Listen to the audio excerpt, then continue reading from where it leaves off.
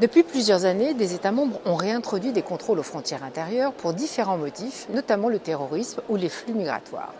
Le problème, c'est qu'avec l'actuel code frontière Schengen, les États membres sont allés bien au-delà des règles prévues.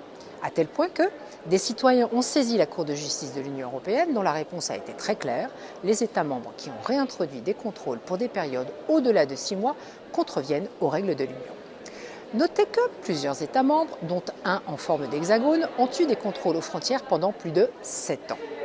Pourtant, aucun élément, aucune étude ne vient démontrer que ces contrôles permettent de lutter efficacement contre les menaces pour lesquelles ils ont été introduits.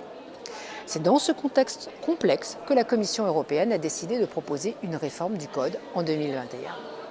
En tant que rapporteur sur le dossier, j'ai dû me battre pour faire respecter l'esprit de Schengen, qui est la liberté de mouvement des 450 millions de citoyens européens.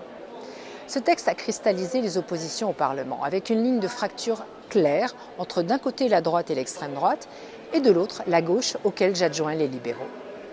Deux visions de ce que doit être l'espace Schengen se sont affrontées ici. Pour nous, cela doit demeurer un lieu d'échange, de libre circulation au sein du continent européen, reposant sur la confiance mutuelle entre États membres et des règles communes. Mais cette vision n'est pas partagée par certains députés européens et il apparaît que la droite voudrait que chaque État membre jouisse d'un Schengen à la carte sans respecter les règles qui permettent le bon fonctionnement de celui-ci. Les négociations sur ce texte ont été très difficiles, mais nous sommes parvenus à sauvegarder l'essence même de ce que doit, selon moi, être Schengen et je me réjouis que ce texte ait largement été soutenu en commission Libé cette semaine.